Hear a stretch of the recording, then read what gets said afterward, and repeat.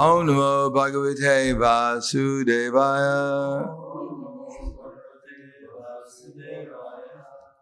Srimad Bhagavatam, Canto 7, Chapter 8, Lord Nrsimhadev slays the demon, king of the demons. I'll just read the summary here. As described in this chapter, Hiranyakashipu was ready to kill his own son, Prahlad Maharaj. But the Supreme Personality of Godhead appeared in the front of the demon as Shri Nri Keshari, half lion and half man, and killed him. So this is a summary of the chapter. Following the instructions of Prahlad Maharaj, this chapter takes Krishna some time to kill Hiranyakashipu. About the same time it took Prahlad to say the prayers. Actually, it was a little bit longer. They had a big fight there. I think Hiranyakashipu appeared sometime in the Nrsimhadev appeared sometime in the afternoon. They fought until dusk. So it was a pretty long fight. We made a whole movie. Following the instructions of Prahlad Maharaj, all the sons of the demons became attached to Lord Vishnu, the Supreme Personality of Godhead. When this attachment became pronounced, their teachers, Shanda and Amarka, were very much afraid that the boys would become more and more devoted to the Lord. In a helpless condition, they approached Hiranyakashipu and described in detail the effect of Prahlad's preaching. After hearing of this, Hiranyakashipu decided to kill his son Prahlad. Hiranyakashipu was so angry that Prahlad fell down at his feet and said many things just to pacify him, but he was unsuccessful in satisfying his demoniac father. Hiranyakashipu, as a typical demon, began to advertise himself as being greater than the Supreme Personality of Godhead.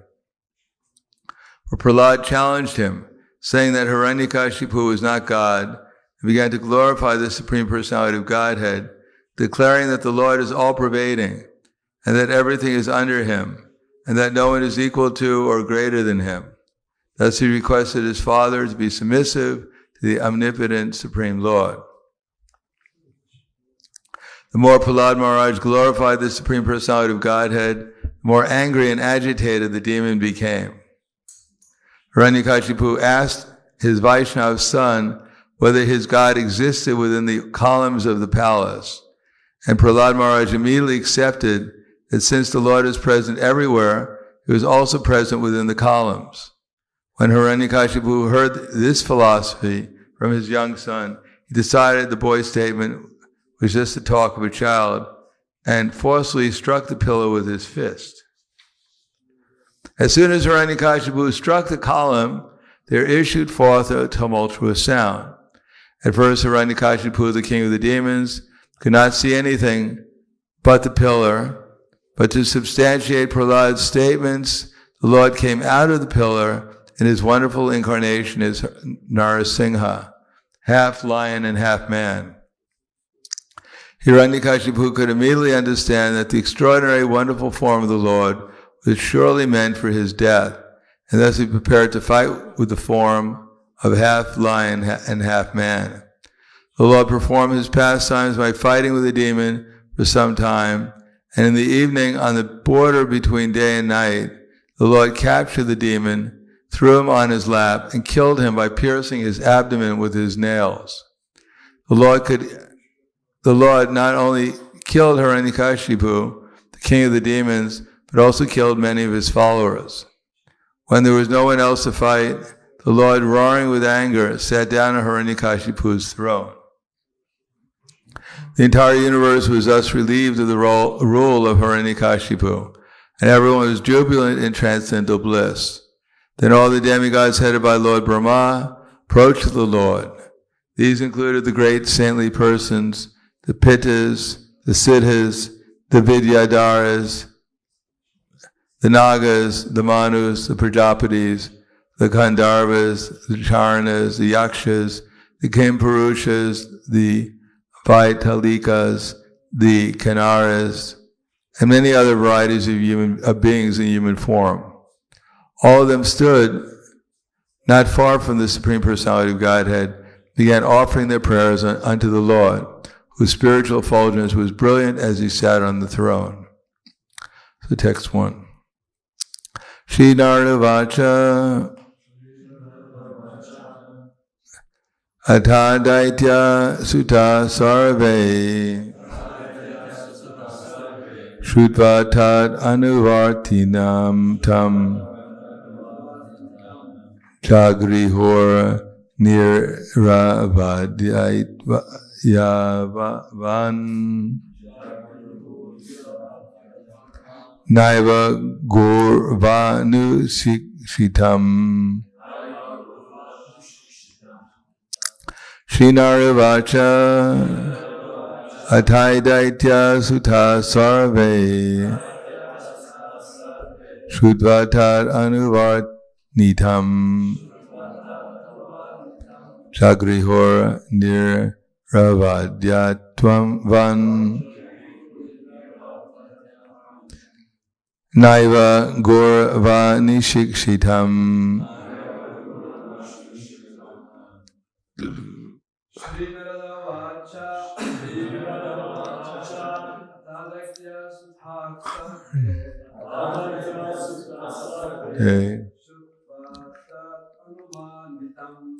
Pataranuvarditam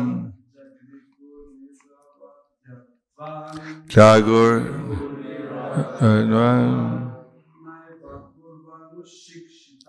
Naiva Gorvanu Shikshitam Naravacha Atha Daitya Sutta Sarve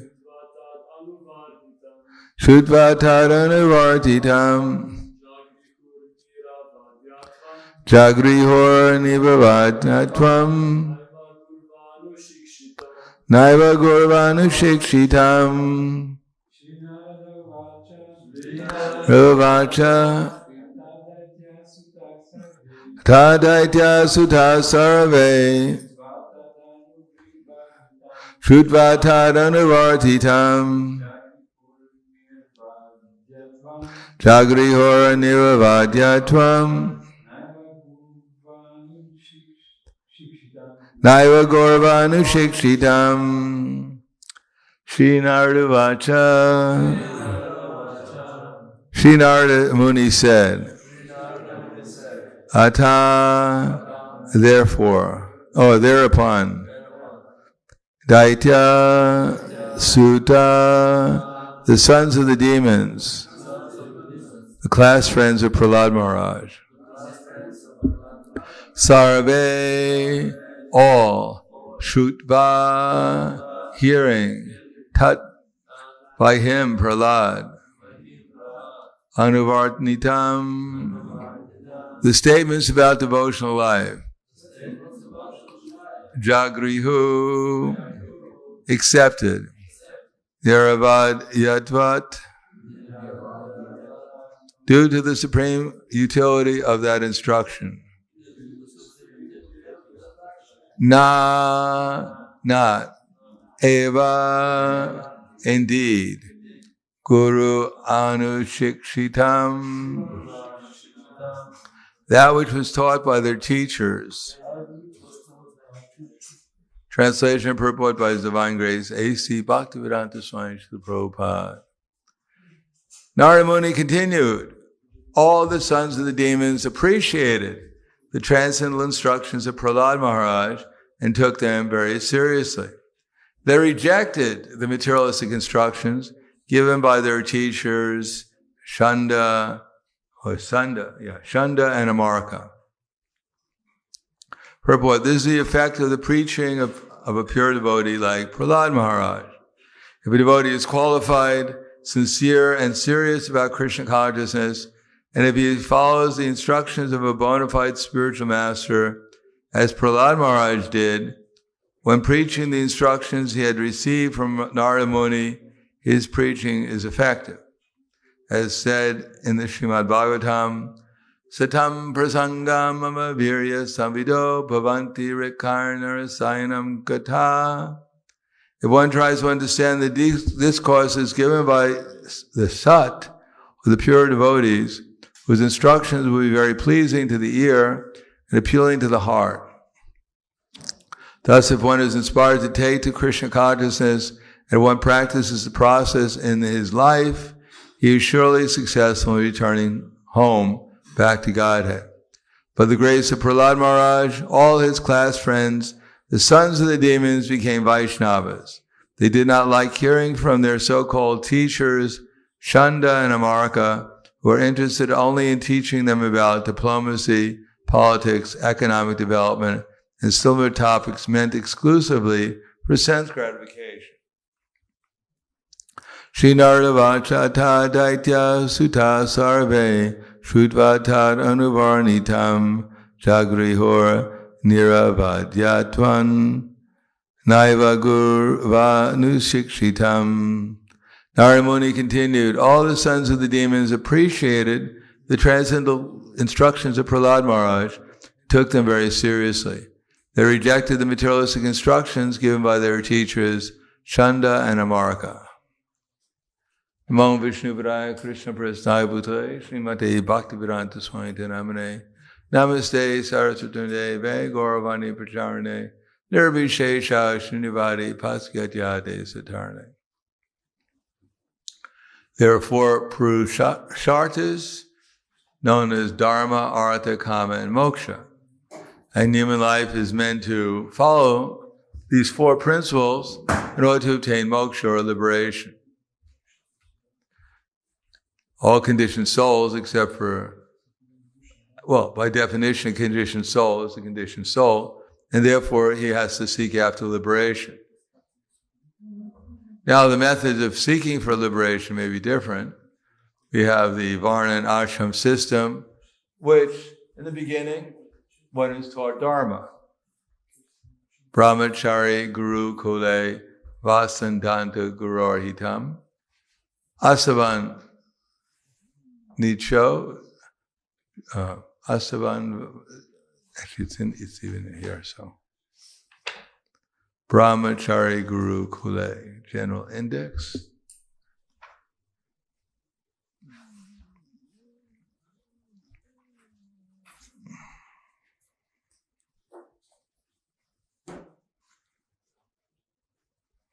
(12.1).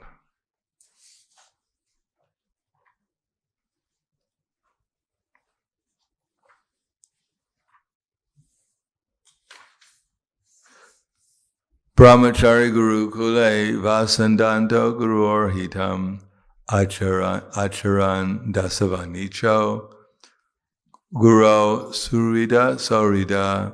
Narada Muni said, a student should practice completely controlling his senses. He should be submissive and should have an attitude of firm friendship for the spiritual master. With a great vow, the brahmachari should live at the Gurukul only for the benefit of the Guru. This is the introduction of Dharma, and of course there's more about Dharma, what Dharma means and what the activities are. Worshipping, chanting Gayatri, not unless you call to eat, the brahmachari doesn't come to eat. He doesn't stay alone with a lady, etc., etc. So there's principles of Dharma, so that one comes to the platform of Matrivat Paradareshu, Paradwareshu Lostavat, Atmavat Sarabhuteshu, Yakpashyati Sapanditaha. So one sees all ladies, except for one's wife, to be like one's mother. If one can see that, then naturally he'll see all other living entities as spiritual beings also. If a man can see all ladies as being spiritual beings, then certainly he can see all ladies, and if ladies can see all men as spiritual beings, then it's not that much difficult to see everyone else as a spiritual being too. Because generally the animosity in society is due to the competition arising from, I am Tarzan, you are Jane. These are my monkeys, where are yours? Let my monkeys fight with you. I get Jane, you don't. So this is material life. I got my monkeys, you got yours. Let's fight. But if one sees everyone equally, then there's no question of fighting. And generally speaking, one doesn't see everyone equally because one is attached to possessing something. If one doesn't think himself to be the possessor of anything, one understands that Krishna is the possessor of everything, then there is no question of being attached to the objects of sense gratification because they all belong to Krishna. Then one can see all living entities as spiritual beings, and one is liberated.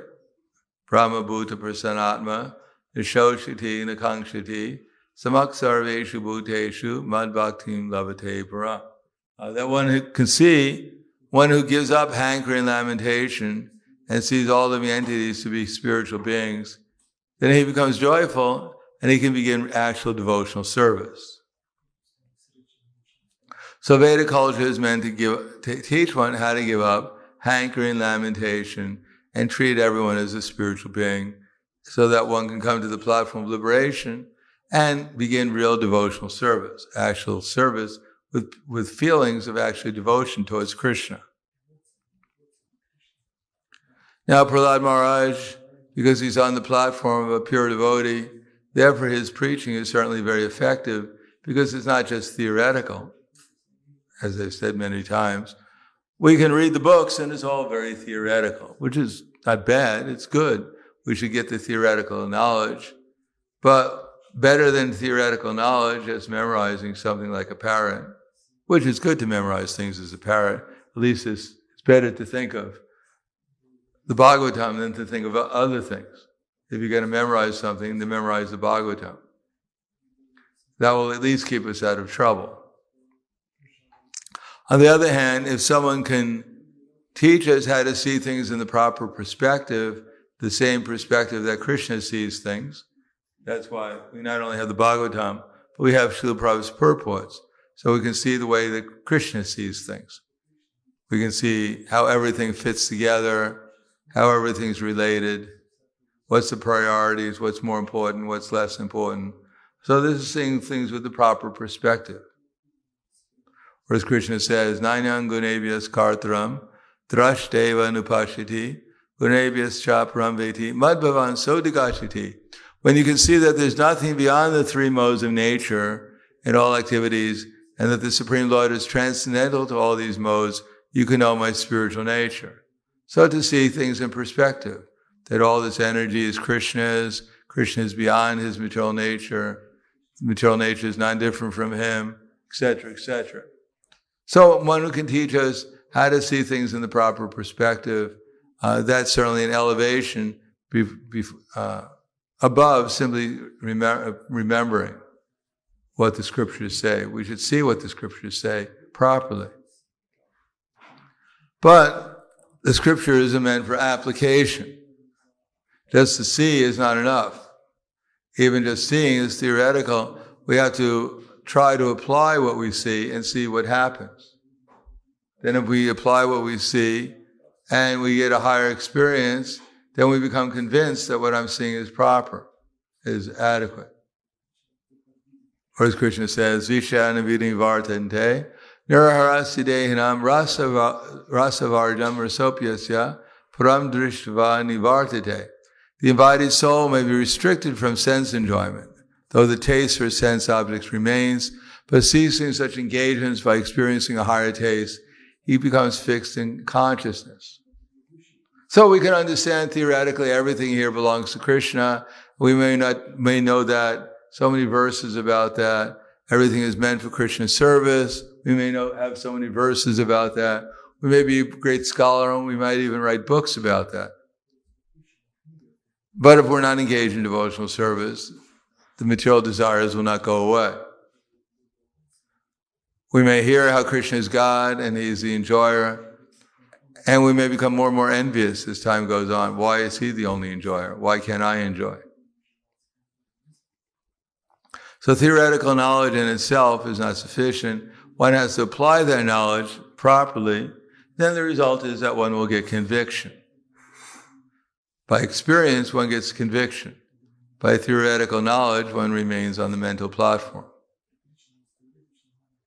Or at least maybe on the intellectual platform, but not on the realized platform, on the spiritual platform. So one has to apply, and the more one applies, the more conviction one gets, then the more one will be able to apply the knowledge properly with determination, and therefore eventually develop skill, become expert. Skill is something you do spontaneously. You don't have to think about it because it's part of your nature. So then it becomes part of one's nature. And the more one becomes skillful in devotional service, one develops a spiritual character.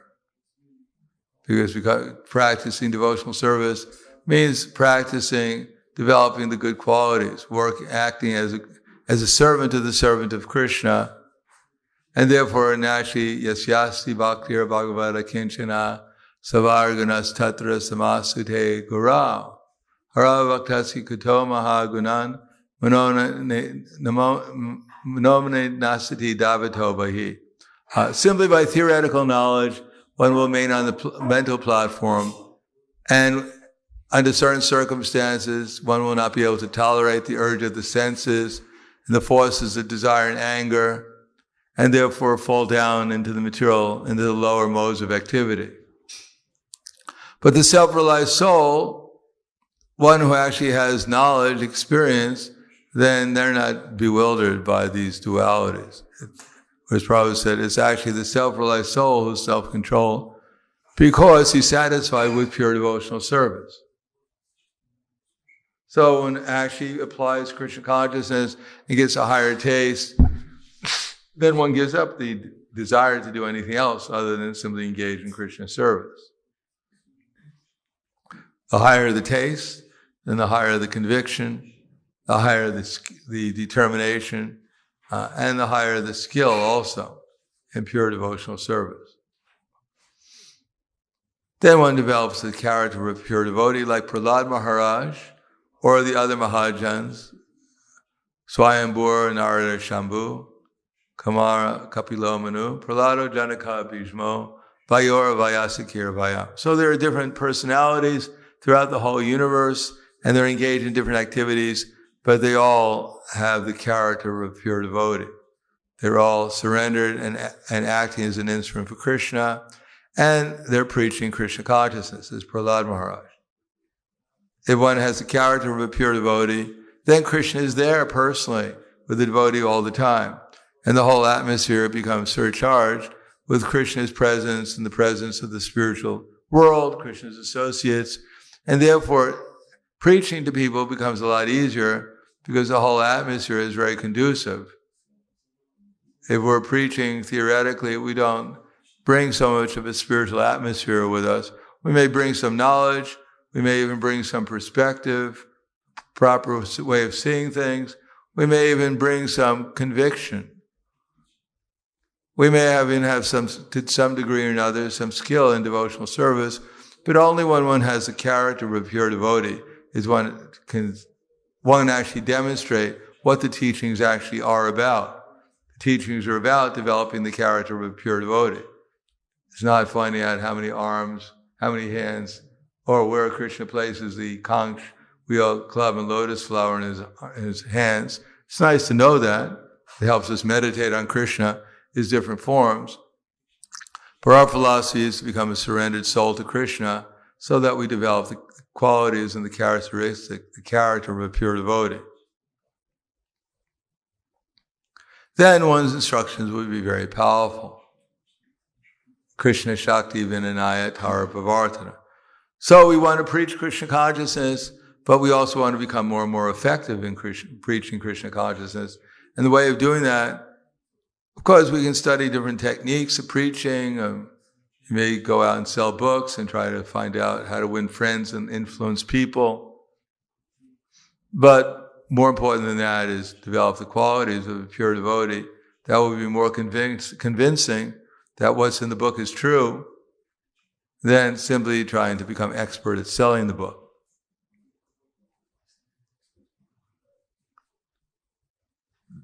as they say in English, the proof of the pudding is in the tasting. That if we're selling the book, then it should be that we're convinced what's in the book. But if we don't know what's in the book, then we're not going to be so convincing. We may sell the book, but we may not sell what's in the book so easily. So we not only want to sell the book, we want to sell what's in the book, we want to demonstrate what's in the book, not only personally, but in the society, and then people will be attracted to the books. Then they become alive. So the books are not theoretical, but they're theoretical for one who's not in Krishna consciousness. But if the more we apply the books, what's in the books, the more we manifest what's in the books, then the more people will be able to easily understand what's in the book. And if we're doing something else that's in the book, and we give them a book and tell them read the book, and they'll look around and see what we're doing, they'll get all confused. They'll wonder, are they really following the book? Or maybe there's something wrong with the book. Maybe I don't understand the book. Maybe no one understands the book. So we not only have to hear about Krishna, we not only have to understand about Krishna, we not only have to become convinced about Krishna, but we have to act as Krishna's pure devotee. And then people will be able to explain what's in the book much more effectively. So I'll stop there. Thank you. Any questions?